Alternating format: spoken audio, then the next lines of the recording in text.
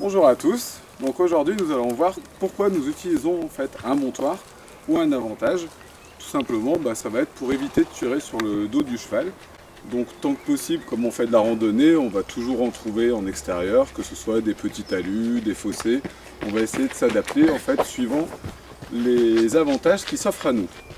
L'idée ça va être de positionner notre cheval parallèle au montoir pour qu'on puisse après tout simplement monter sans tirer sur le dos. Là on est positionné simplement sur la petite ficelle comme d'habitude.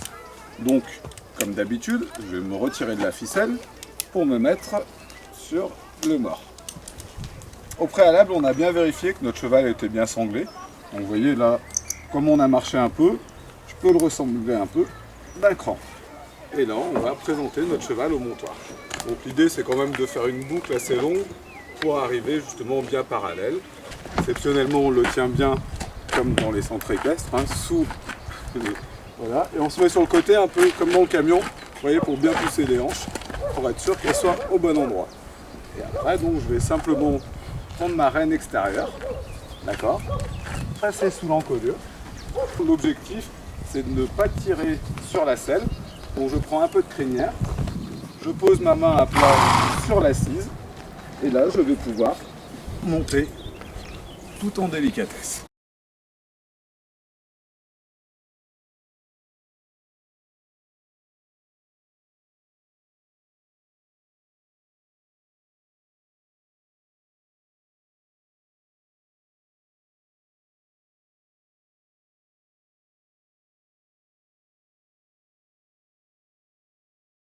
Là nous allons refaire le test, mais par contre je n'ai pas de montoir. Donc on va pouvoir voir en fait comment quand je tire sur la selle, ça tire sur le dos du cheval.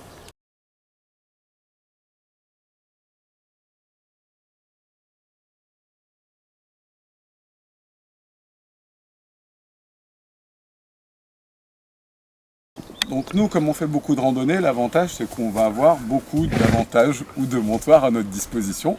Donc ça peut être aussi bien, comme on a vu tout à l'heure, un petit montoir, d'accord, naturel, mais on peut aussi utiliser soit des fossés, soit le dénivelé de la pente. Alors là, c'est ce qu'on fait.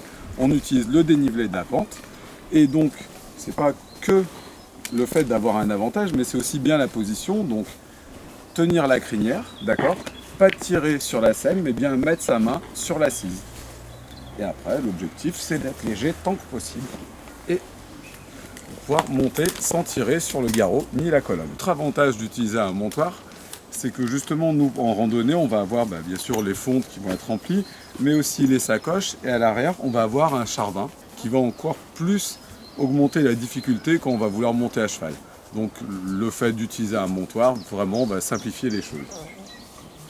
Alors, dans la pratique, effectivement, tout est fait pour qu'on mette le licol à gauche, qu'on sangle à gauche, qu'on aborde le cheval par la gauche et qu'on monte également à gauche. Nous, en randonnée, on va plutôt essayer de s'adapter par rapport à la situation. Donc effectivement, des fois, on va être amené à monter à gauche, d'autres fois, on va être amené à monter à droite. Ce qui est important, c'est qu'on puisse maîtriser les deux. Et historiquement, à part l'histoire de l'épée qui était portée à gauche, donc qui empêchait le cavalier de monter par la droite, il n'y a pas vraiment de fait avéré qui impose vraiment de monter toujours sur la gauche. Donc en randonnée, c'est que si on ne peut pas monter par la gauche, on peut monter par la droite. Donc il faut aussi bien habituer les chevaux que les cavaliers à cette pratique.